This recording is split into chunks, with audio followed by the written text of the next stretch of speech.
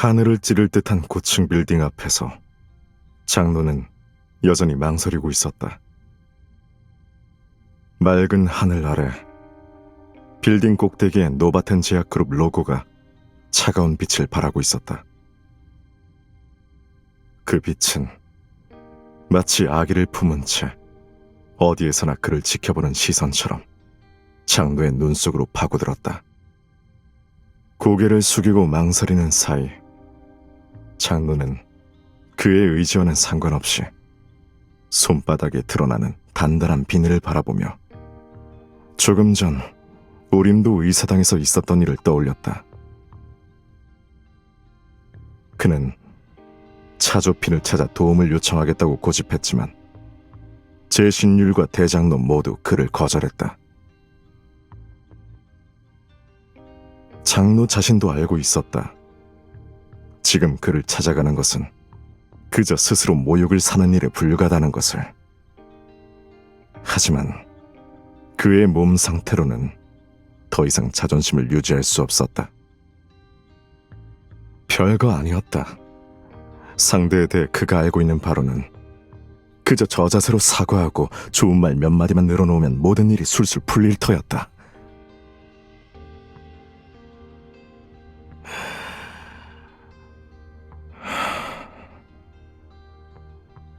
귓가를 스치는 몇 번의 경적에 장로는 정신을 차렸다. 그러고는 비늘로 뒤덮인 손을 소매 속으로 감춘 뒤 이를 악문 채 빠른 걸음으로 빌딩의 그림자 속으로 걸어 들어갔다. 하지만 차조핀을 처음 보자마자 장로는 그가 잘못 생각했다는 것을 깨달았다. 눈앞의 차조핀은 기억 속 그 고통과 절망에 빠져버린 남자와는 완전히 달랐다. 눈앞의 남자는 교활했다. 사람을 빤히 바라볼 때면 그는 늘 뭔가를 꾸미고 있는 것 같았다. 차조피는 약을 주는 것도 고려해볼 수 없는 사안은 아니지만 한 가지 조건이 있다고 말했다.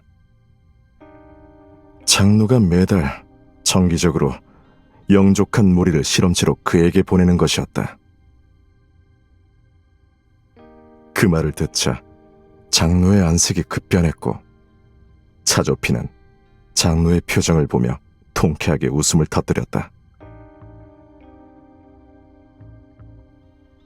그는 마침내 덫에 걸린 무력한 사냥감을 보는 것처럼 상대를 음미하듯 바라보았다.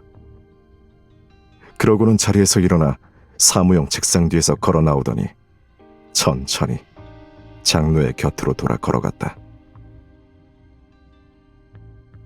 차조피는 굳은 얼굴의 장로를 계속 몰아붙이며 그에게는 그리 어려운 조건이 아닐 것이라고 말했다. 약물 개발에는 실험체가 필요하고 인간으로 실험하는 것은 인권에 위배되니 영족이야말로 최적의 선택이라며. 장로에게 있어 이건 엄청난 모욕이었다. 그는 분노로 얼굴을 붉어진 채 한참 동안 한마디도 내뱉지 못했다. 차조피는 장로의 얼굴에 떠오른 표정을 보더니 갑자기 흥미를 잃은 듯 얼굴에 웃음기를 거두고 자리로 돌아가 앉았다. 그의 눈에 조롱하는 듯한 기색이 떠올랐다. 제가 일일이 상기시켜 드려야 하나요? 그는 차갑게 말했다. 제가 막다른 길에 몰려 당신들에게 도움을 요청했을 때 당신들이 절 어떻게 대했었는지. 그런데 지금 당신은 또 무슨 염치로 제게 도움을 구걸하고 있는 거죠?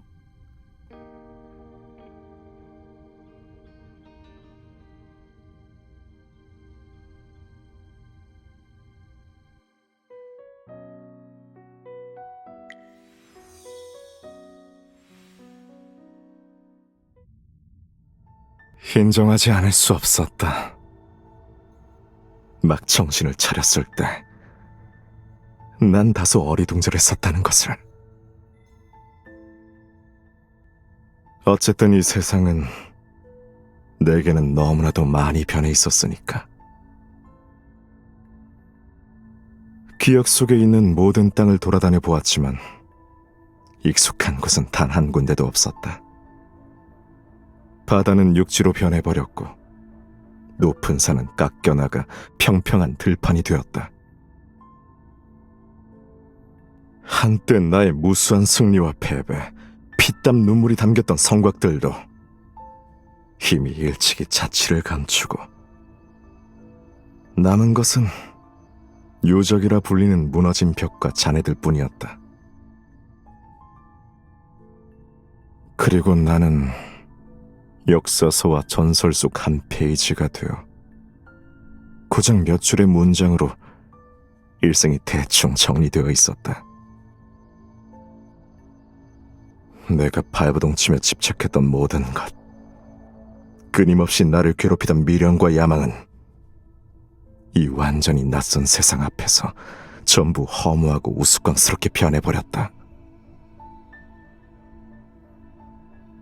이야기가 이미 끝이 났다면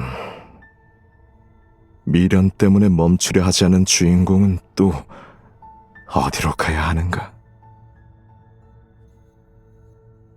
하지만 나는 여전히 이 평화로움으로 인해 꽤나 지루해 보이는 세상을 목적 없이 걸어다녔다. 나 스스로도 무엇을 고집하고 있는지는 모르겠지만 왜인지 언젠가는 내가 정착할 곳을 찾을 수 있을 것이라는 사실을 나는 막연히 알고 있었다. 어쨌든 세상에 의해 깨어났다면 거기엔 분명 어떤 이유가 있을 테니까. 물론 나도 나의 각성을 나의 야망과 미련 때문이라고 하고 싶지만 아직 그 정도로 오만하지는 않았다. 그 옛날 내 왕조를 멸망시킨 그 젊은 장군은 이런 심성을 가진 사람이었다. 하지만 나는 다르다. 나는 다시 그를 떠올렸다. 그리고 매일매일 계속된 탐색 속에서 나는 마침내 그의 이름을 다시 보게 되었다. 제신율.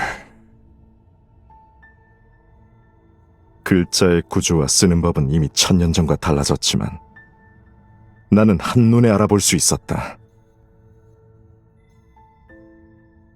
지금 이 이름은 찬란한 불빛에 빛나는 쇼윈도에 걸려 있었고 그 앞에는 기나긴 영예와 설명이 붙어 있었다.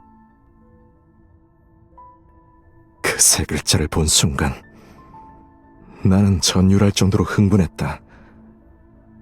1000년의 세월과 그 세월 동안 겪은 악몽들이 바로 이 순간 내 심장으로 밀려 들어왔다. 나는 생각했다. 이게 바로 세상이 나를 깨운 이유이자 내게 정해진 숙명이로구나.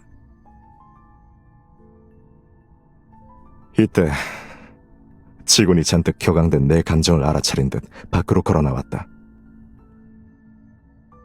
디자이너 제신율이 안에서 강연을 하고 있으니 관심이 있다면 들어와서 들어봐도 된다면서. 보아하니 그는 퍽 잘 지내는 것 같았다. 그의 얼굴엔 온화한 미소가 깃들어 있었고 옆에는 아주 익숙한 얼굴의 여자가 서 있었다. 그는 사람들에게 둘러싸인 채 여유롭게 대화를 나누고 있었다.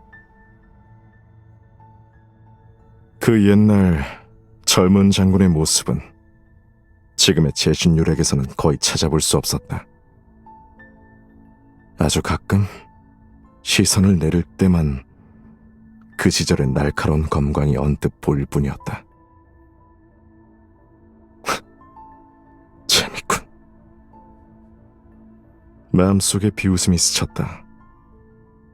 제 신율은 이제 평범하기 그지없는 인간 같았다. 하지만 대체 왜?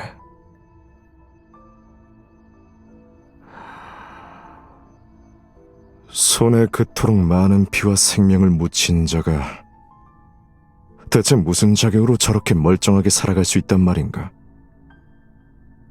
어째서 나만 이 오랜 어둠과 악몽 속에 갇혀 벌벌 떨며 살아야 하는 것인가?